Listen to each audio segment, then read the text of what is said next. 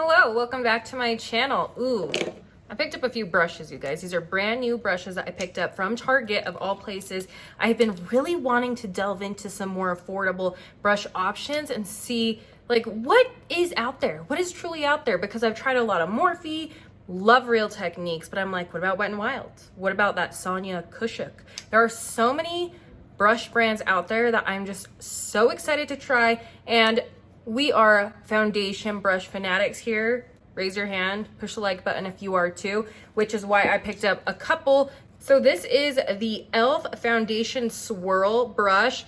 Look at that, super cool detail. Who knows if it really actually helps blend out foundation better, but it is a really cool detail. You don't really see this kind of style often where it's this plastic, kind of looks like glass base, and then the ferrule is obviously metal, but I'm really curious to see how this works out. This is actually $10, which I thought was incredibly steep for a drugstore. You just grab at the store kind of brush, especially when Real Techniques you can get for a lot less.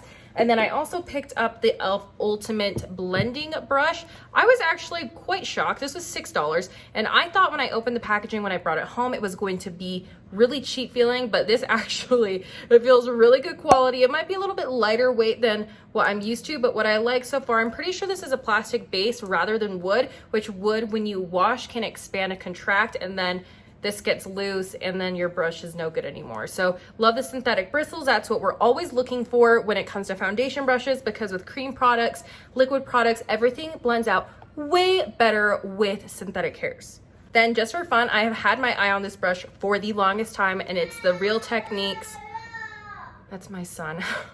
I'm trying to film videos here and there is a very short sliver of time where it can happen.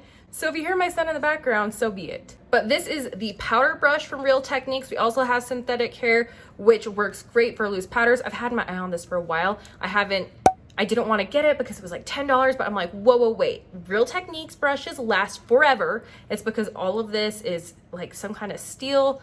It lasts phenomenally a long time. Oh my gosh, yeah, you guys know what I mean. So this was only $10. So I'm just gonna really start delving into a lot of these brush brands and share with you first impressions and ultimately what I think. And wow, I can talk. Smashbox Primer Oil is my primer of choice today. It is crazy how as soon as the winter cooler months hit, it's not winter, it's fall, my skin goes haywire dry. Like it was kind of dry this summer, but now I'm really noticing it. I have a lot of breakouts right here. I went on 2 different trips. I went to San Francisco and also Santa Barbara this month, and I had to wear masks for a very long time on the airplane, and I pay for it like weeks later. This side's fine, this side's not fine. Hopefully this clears up eventually. No, nobody knows. I don't know. So I'm going to try out both of those foundation brushes. I'm going to use this Fenty Beauty Pro Filter Hydrating Longwear Foundation. I did notice either on Sephora or not Ulta. Sephora is the only one that carries this. This was on sale for like half price. So I'll have it linked down below. You can let me know if it's still on sale or not. For me, it's more of a satin dewy kind of matte foundation. It's in the middle. It's more of a natural finish. I am literally counting down the days, the hours, the minutes until we move into our new house, because I have so many filming areas. I have a whole makeup closet room. Granted, it's my closet, but it's my office as well. I'm having a built-in vanity. It's one of the most beautiful vanities I've ever seen in my life. And so I'm so excited, and I'm just antsy to get in there and start filming, because right now I'm really grateful to have a roof over our head, but we're in a really small space. I have nowhere to film anymore. So I've literally just been propping up my phone wherever I can, whenever I have those slivers of time, just to get some content in. Okay, wow. So this one blended out incredibly well. It's been so long since I've worn a medium to full coverage foundation. I've been using skin tints, which skin tints just usually work out better when you apply by hand. So foundations have just kind of been on the back burner lately, but I'm excited to try this out. Now for the Swirl one. It's challenging to use a new brush when it's so beautiful like this. You don't want to get it dirty, but hey, that's what we're here for. Oh wow, silky. These are synthetic hairs, but it's a different kind of synthetic hair. I feel like it's definitely more They're a little bit more, I wouldn't say porous, but just a little bit more streaky.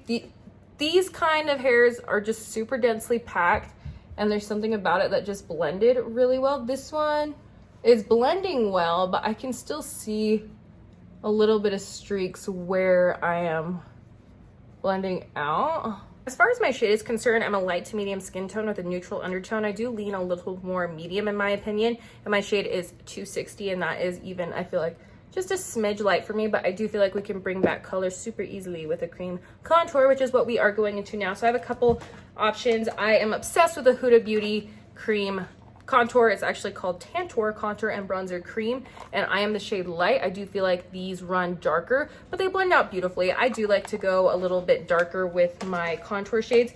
Then there's also another thing I've been using, and this is the Merit Beauty in the color Tiger's Eye. I just got this in a darker shade to use for blending out. Personally though, I do like the Huda Beauty better. This is actually meant to be like a complexion stick, but I've just been using it as a contour stick. Let's go in with this brush and see how that goes. So this is definitely a little bit stiffer, but because of that, this is blending out, which I usually have a hard time blending this out, and this is really taking care of business. So if you're looking for a more precise blending application with a contour, definitely use this brush.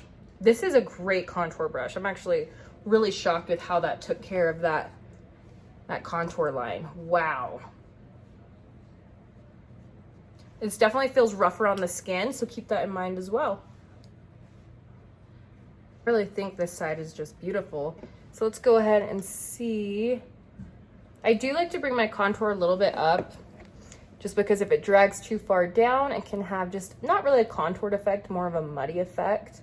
So this is what that looks like. It definitely blended out more. So my assumption of these brushes were right. It is harder to blend things out, but this is more of a precise blend, and then this really buffs things into your skin, which is why it is great, I'd imagine, for concealer and also tints and foundation. But I will say I actually really like this brush. Wow, it doesn't pick up too much product either.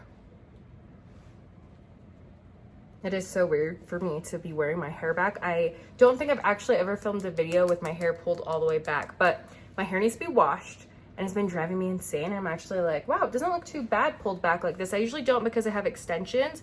I have like the hand tied extensions in, and so usually this little tail will stick out, but it's fine. I do need to get some hairspray. What are your favorite products to pull your hair back? Because I'm out of the loop. So this is the Fenty Beauty I think it's a Pro Filter Concealer. It's in the shade 150. This shade is way too light for me, but what I've noticed about this formula is it blends out really light coverage and just adds a little bit of that brightness that you need. So from my experience, going lighter really hasn't been too bad for me. But I don't go in with a lot of that product. I think I'm going to like this brush. Yeah, okay. This Ultimate Blending Brush is definitely better for concealer. Hey guys, I just wanted to hop on really fast because I used this brush for the second time today, this one, and it broke. It completely broke on me. Nothing like Gorilla Glue can't fix, but I'm super disappointed that that broke on the very second day I used it. The way that this, like the bristles are shaped are perfect to blend out contour, but like that's unacceptable. Unacceptable. It was really fun to pick up these brushes because it has been a little bit since I've shopped for any kind of makeup. In fact, I felt like I was going through a makeup rut where I just wasn't quite into it.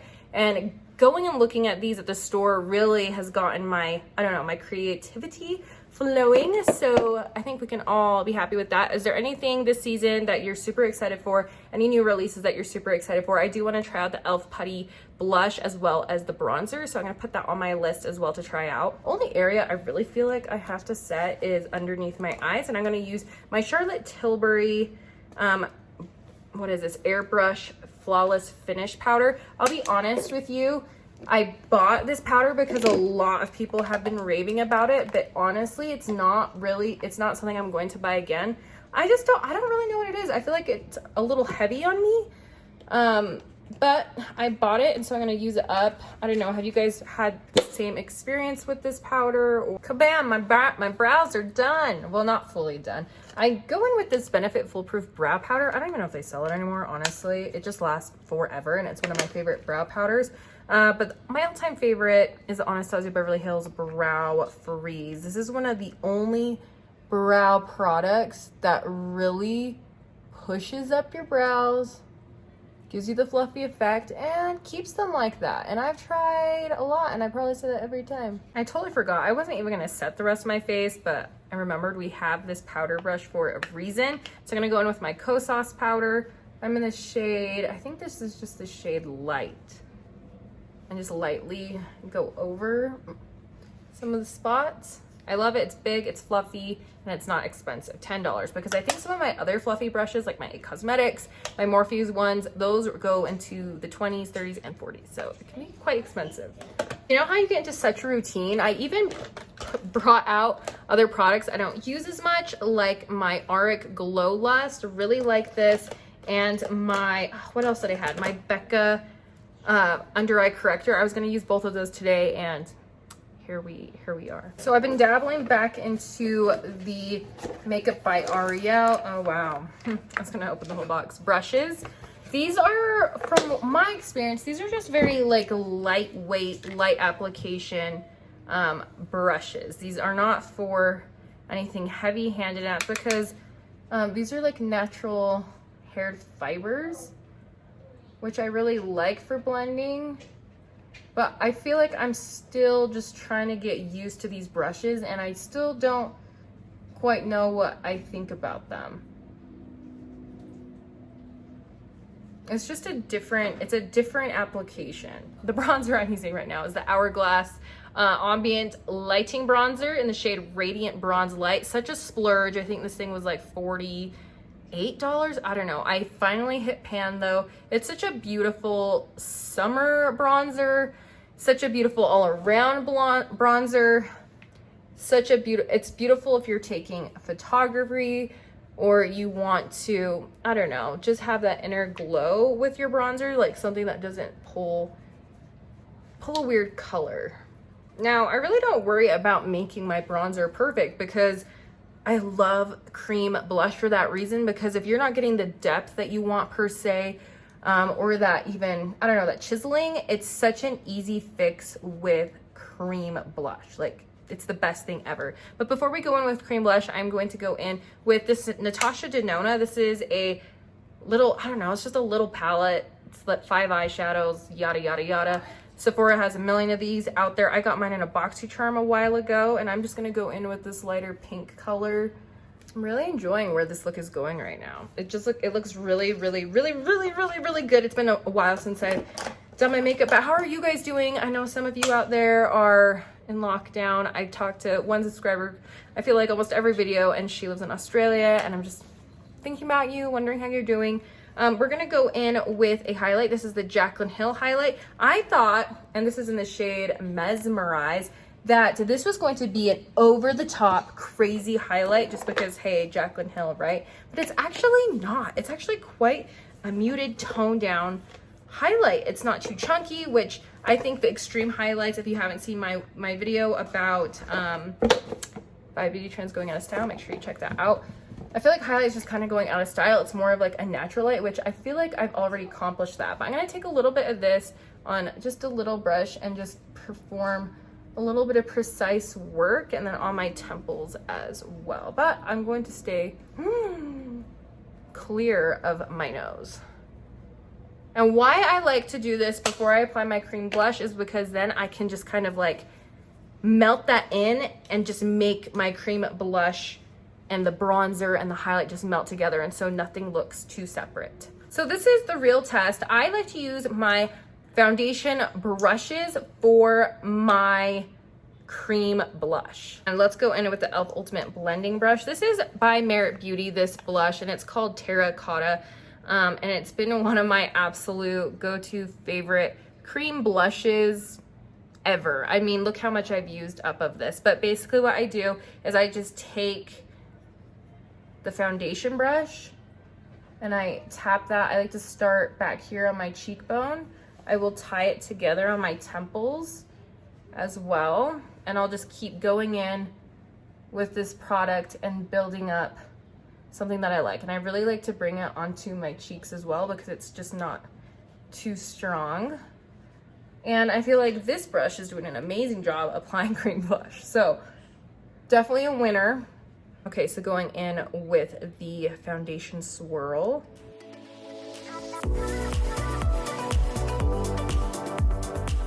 Definitely more of a stiffer application.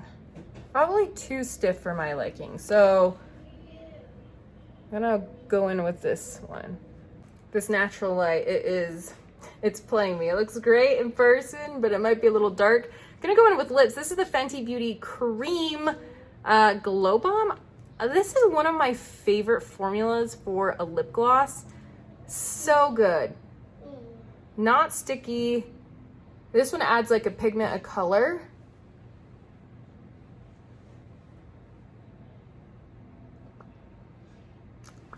And I'm just really all about those nudes. Now, when I was at Target the other day, that's when I got all of these new brushes. I was looking for a new mascara to try out, wanted it to be Drugstore, obviously, but I just went back to what I knew would work, which is my L'Oreal Paris Double Extend. Just love this mascara. Oh, and I love the Maybelline Sky High mascara too, but this one really just takes the cake for me. You have the primer on one end, the color on the other. It doesn't flake throughout the day. It really makes your eyelashes look nice and thick. All right, guys, and that is, hey, don't touch buttons. I cannot believe you let me film for as long as I did. You were so good. You were so good. Yes. Sometimes I'll go in with a setting mist. Lately I haven't been though, but this is the Fenty Beauty What It Do. Which I am shocked that I found out as much as I did about these. So this is a no-brainer.